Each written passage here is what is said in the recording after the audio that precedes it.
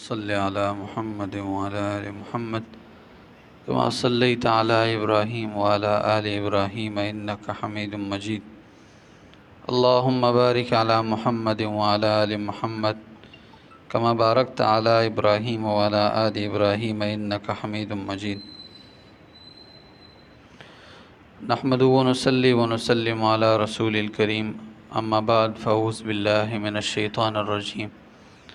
بسم اللہ الرحمن الرحیم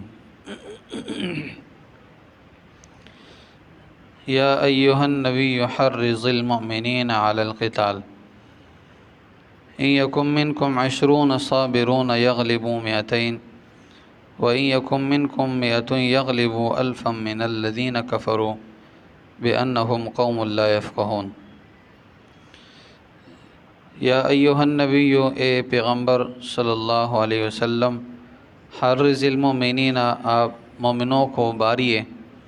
علی القتال، جہاد پر۔ ان یکم منکم 20 صابرون، اگر مسلمان 20 ہو اور صبر کرنے والے ہو، یغلبوا 200، تو وہ 200 پر غالب آئیں گے۔ وَإِن يَكُن مِّنكُم 100، اور اگر مسلمان 100 ہو، یغلبوا 1000، تو وہ ہزاروں پر غالب آئیں گے، من الذین، ان لوگوں پر، کفروا، جو کافر ہے، بِأَنَّهُمْ قَوْمٌ لَا يَفْقَهُونَ، اس لیے کہ کافر ایسی قوم ہے کہ وہ کچھ سمجھ نہیں رکھتے۔ گزشتہ آیتوں میں اللہ رب العزت نے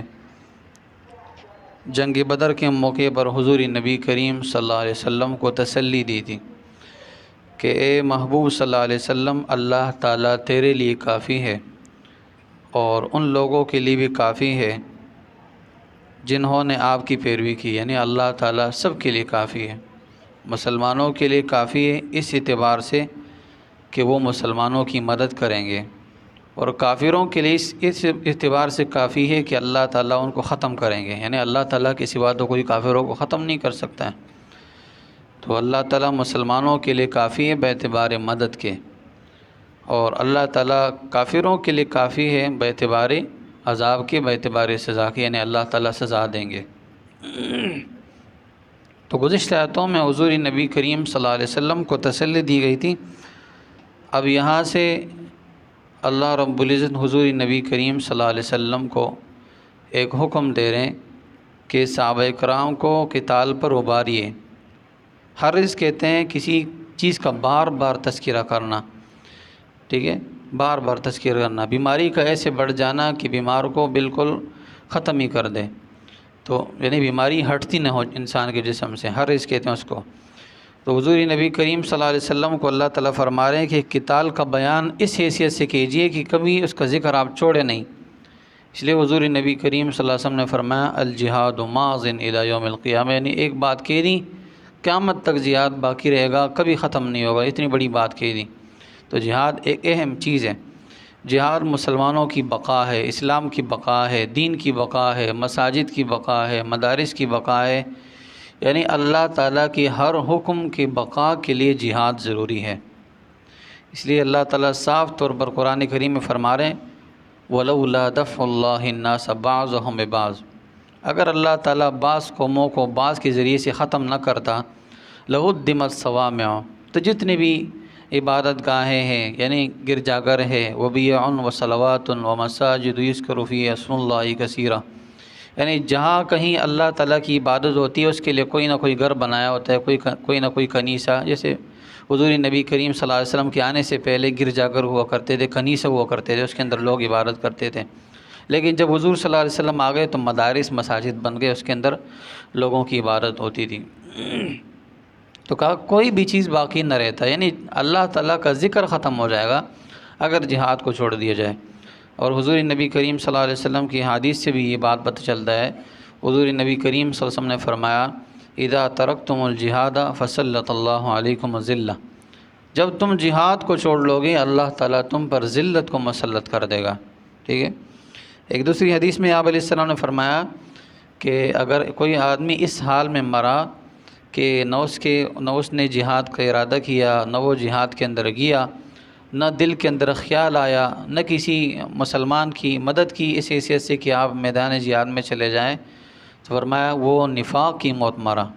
دل کے اندر خیال نہ آیا ہو، نہ وہ لڑا ہو، نہ خیال آیا ہو، نہ کسی کی مدد کی ہو اس اعتبار سے، فرمایا منافق ہو کے مرا۔ تو اس لیے جہاد بقا ہے، اللہ تعالیٰ کی حدود کی بقا ہے۔ اس لیے اللہ فرمایا حرض المؤمنین علی القتال،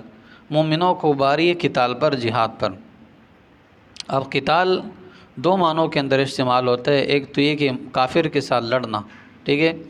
اور ایک یہ ہے کہ مسلمانوں کے ساتھ لڑنا اس حیثیت سے کہ وہ دین کی طرف آ جائیں، ٹھیک ہے، یا تو اللہ تعالیٰ کا حکم کا انکار کر رہے ہو،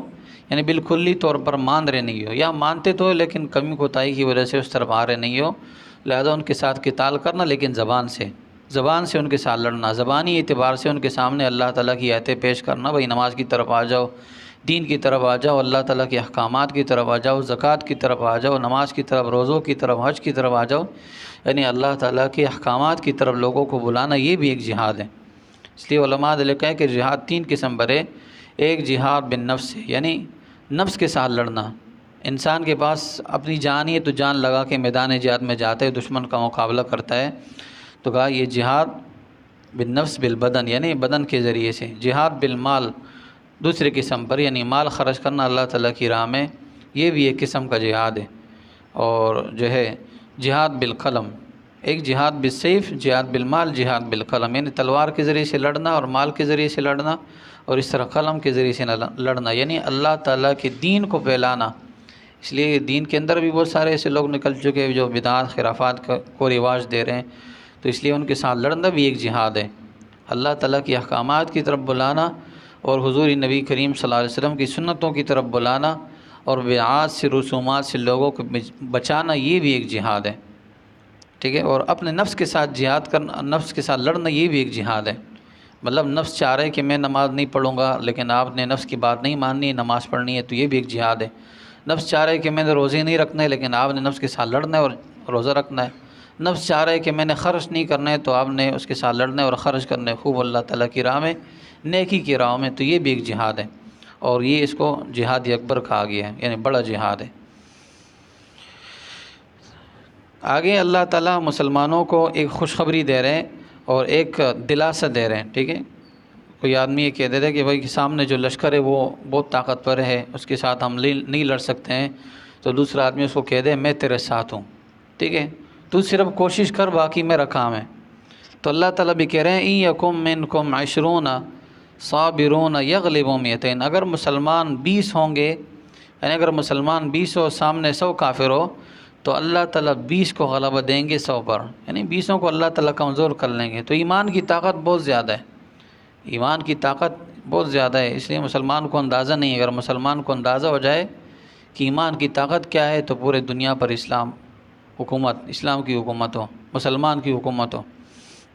اس لیے فرمایا 20 صابرون، اگر 20 صبر کرنے والے ہو تو 100 پر غالب آئیں گے۔ وہیں یکم منکم 100، اور اگر 100 ہو یغلبوا 1000 من الذین کفروا، تو کافروں پر وہ 1000 اگر ہو تو اس پر بھی غالب آئیں گے۔ بِأَنَّهُمْ قَوْمٌ لَا يَفْقَهُونَ، اس لیے کہ وہ ایسی قوم ہے کہ جو جانتی نہیں، یہ سمجھ بوجھ نہیں رکھتی، جانوروں کی طرح ہے، اور ان کے پاس کوئی عقل وغیرہ نہیں ہے، اس لیے اللہ تعالیٰ مسلمانوں کو غلبہ دیتے ہیں۔ بہت سارے ایسے واقعات ہیں جہاں مسلمانوں کی تعداد کم تھی، لیکن اللہ رب العزت نے صحابہ اکرام کو، مسلمانوں کو فتح نصیب فرمایا۔ جنگی بدر کا واقعہ ہمارے سامنے، مسلمان کتنے تھے؟ 313 تھے، اور سامنے کا لشکر کتنا؟ ہزاروں کی تعداد میں 1000 کا لشکر ہے۔ ایک موقع پر حضور نبی کریم صلی اللہ علیہ وسلم نے مجاہدوں کو بھیجا، 3000 کا لشکر ہے۔ جنگی موتا کے مقام پر یہ معرکہ ہوا، اور سامنے جو لشکر تھا، پہلے تو یہ بتایا گیا تھا کہ 60,000 ہے، لیکن جب بعد میں پتہ چلا کہ وہ 2 لاکھ ہے، اللہ رب العزت نے 3000 کو 2 لاکھ پر فتح فرمایا، ٹھیک ہے، جن میں حضرت ابو دجانہ رضی اللہ عنہ کے بارے میں آتا ہے کہ 40,000 کے قریب لوگوں کے ساتھ وہ اکیلے لڑے، ٹھیک ہے۔ تو یہ مسلمانوں کا ولولائی جذبہ ایمانی تھا۔ حضرت خالد بن ولید رضی اللہ عنہ کے بارے میں آتا ہے کہ وہ لشکر میں گھس جاتے تھے اور کہتے تھے این الموت، موت کہاں ہے؟ تو ایسے ان کا جذبہ ہوا کرتا تھا، ایسے ان کی ایمانی طاقت ہوا کرتی تھی، اس لیے اللہ نے فرمایا وَإِن يَكُن مِّنكُم 100 يَغْلِبُوا 1000 مِّنَ الَّذِينَ كَفَرُوا، اگر وہ 100 ہوں گے تو ہزاروں پر غالب آئیں گے۔ اللہ نے کر دکھایا، اللہ نے اپنی مدد دکھائی۔ بِأَنَّهُمْ قَوْمٌ لَّا يَفْقَهُونَ، ایسی قومیں کافر کہ وہ کچھ سمجھ بوجھ نہیں رکھتی ہے۔ اللہ سے دعا ہے اللہ تعالیٰ میں ان تمام باتوں کو سمجھنے کی توفیق عطا فرمائے۔